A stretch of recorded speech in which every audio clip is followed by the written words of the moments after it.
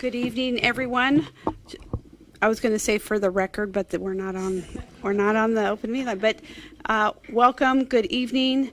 My name is Irene Bustamante Adams. I have the privilege of serving the team as the board president, and on behalf of the team, just want to be able to say that we are super excited that we have gotten to this point in our journey. And I want to thank my colleagues, the amount of work and time and energy that they have put in to complete one of the most important tasks of our responsibilities, and that is to bring on a new superintendent for the Clark County School District.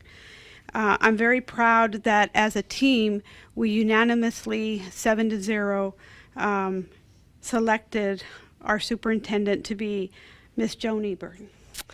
And so let's give a round of applause for that. We are confident that by working together as one team and through a shared focus on student success and empowering educators, Superintendent Ebert and the board will focus on student academic opportunities, improve proficiency rates, and ensure students graduate college and career ready. We know you are all eager to hear about those goals and the plans for how we will get there together. Those details will come as we work with Superintendent Ebert to ensure a focus on students and their success. Additionally, I'd also like to say that during this board meeting, we are going to be expressing our gratitude to Dr. Brenda Larson Mitchell, serving as our interim superintendent. We thank her because from day one, when she inherited this responsibility last year, she has been unwavering. She has been steady and addressing the challenges that we had at that time. And so during our board meeting, we will be acknowledging her for that. So thank you. Now at this time, it gives me great pleasure as our team introduces our superintendent, Ms. Jhone Ebert.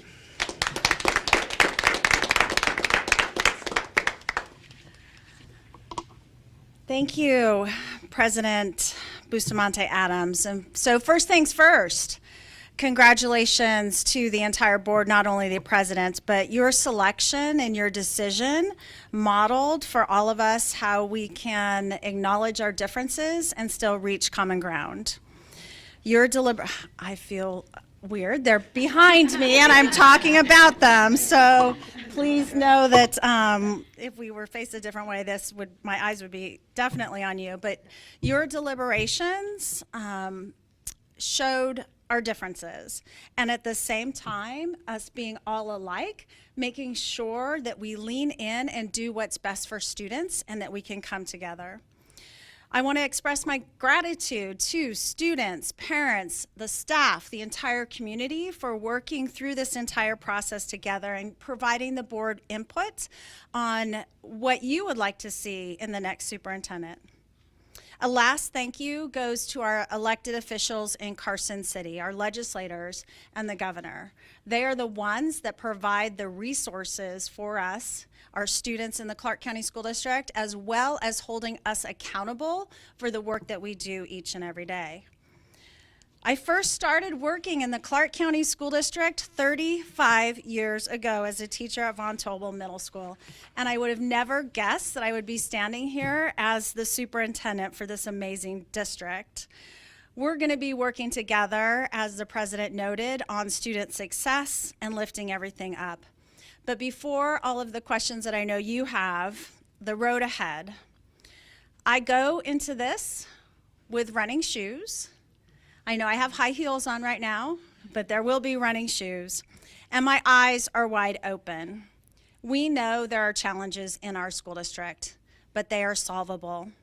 We need to rebuild our trust, regain stability, restore confidence, and improve our student achievement. I am undaunted about this task ahead because we have potential in our youth, the richness and resolve of our community, and the passion and potential of our staff. The school district, I know, can be successful for the right reasons, and I'm optimistic that we can regain our footing and our stature. In my view, we are the ones we have been waiting for. On my first day, I'll be in our schools, leading the path forward, engaging, empowering, and exploring. In an open letter to the community, I'll send a personal message to our students, parents, and families. And I'll match that with a personal welcome and thank you and open letter to our staff. Out of the gate, I'll continue to work with the legislature to close out the legislative session. I'll be working with our central office, looking at our talent and our placement.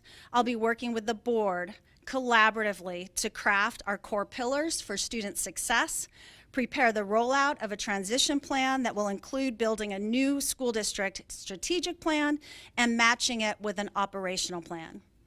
It will take our entire community to lift up and make the Clark County School District our destination school district. In closing, again, I want to thank from the bottom of my heart the School Board of Trustees for your faith in me. My aim is to make you proud of the wisdom that you made in this selection. Thank you. You all know I'm a hugger. Superintendent Ebert, congratulations. Thank you, Tiffany. So one of your discussions has been a big part of the funding and everything. We're looking at budgeting. Some schools did have a little bit of a tighter budget when they received those budgets on January 15th. What is the goal? Will you be going to Carson City, or what is the goal to make sure that not only is there more school money coming into the district, but also so that schools don't have to make a lot of cuts moving forward? Absolutely. You know, I've spent my entire career looking at, or my career coming back home, right, for funding. We know where we are as a state. We made great progress during the last legislative session. We've already, though, seen and forecasted that it's not going to be the gains that we had the last legislative session. But continuing to show and having the proof points that the investment, this team, interim superintendent Brenda Larson-Mitchell, the retention rate is 30% higher in our school district because of those funds. So we have proof points that money does matter.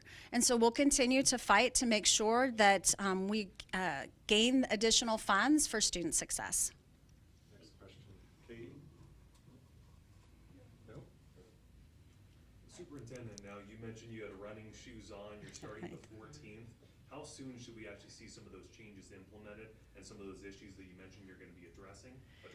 Yeah, that's a great question. So meeting with the staff first thing on Monday morning, going out into the schools. What's nice is I do have a depth and breadth already knowledge of the Clark County School District. And so working with the trustees, making sure that we have, again, the right staff in the right positions for our student success, being out in the schools, being out in the community, and with our business partners, making sure that we have a path forward. Again, closing out the legislative session. There are a lot of moving parts right now, and we're going to tackle all of them, but we're going to be strategic in making sure that we hit a couple really hard and that we show to our community that we are on the road for success. Hi, Sasha with Channel 8. Congrats. Yes, Sasha, thank you. On a more personal note, this is a historic day. You were the first woman and first Asian American woman to permanently run the school district. What does that mean to you? Yes, thank you. You know, I pinch myself. I mean, I know a lot of people say that. Sometimes I think about it deeply, and then other times it's like, hey, I'm just got my running shoes on and I'm going to work.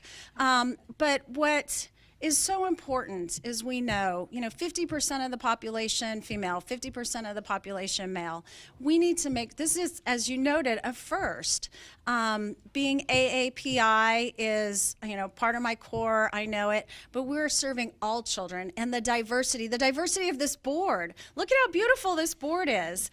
And now being the first female, I'm just honored, and I take it very seriously to make sure that I role model for other young women that see themselves and want to be the next superintendent. Superintendent Ebert, I was wondering, how do you see yourself boosting student achievement in the district, given all the financial uncertainties that you face, at the state level, like you mentioned, there's a likelihood that there won't be as many increases in pupil funding, and also at the federal level with all these changes by the Trump administration. How do you navigate those to still, achieve your goal of increasing student achievement? Yeah, Rocio, thank you for the question. Very first thing that I noticed in preparing, right, in interviewing and speaking with our educators, our administrators, our bus drivers, first and foremost, they want to be empowered. They want to make sure and know that we trust them to do their jobs. There's going to be a huge shift in how they feel, right? When you're empowered to do your work, power with working with each other to lift children up, making sure too tight communication. During my interview, I spoke about the trustees. You know, they were making appointments before to get into schools. They need to be in our schools. They need to speak with teachers. They need to speak with our children. They need to speak with families so that they understand what is transpiring. When they make a decision on policy for 300,000 children, for a community that is almost 3 million, we need to make sure that they know what's going on in the schools. And so opening up our schools, making sure that we're transparent, empowering our educators, empowering the entire system to do what it's built to do. I was part of the system before where that happened, and I know that we will continue on that road to move forward. Other than funding in general, what will you advocate for at the legislature on behalf of CCSD? Pre-K. Pre-K. This is the year of pre-K. Making sure that our earliest learners have access to the supports so they have a great start onto education. At the elementary level, read by grade 3. We've made great gains. I was actually in an elementary school earlier this week where they have their data up. 75% of their students are on track for their individual growth targets. That's huge. When we're looking at the data, making sure that we're lifting them up and celebrating the data as well. At the middle level, mathematics. At the high school level, our career, technical education, workforce, the whole system in those areas, making sure with the can-do attitude that we can support, we can lift up our children, we can be successful. Not can, we will be successful. All of those pieces coming out are what will happen. Thank you, everyone. Thank you very much.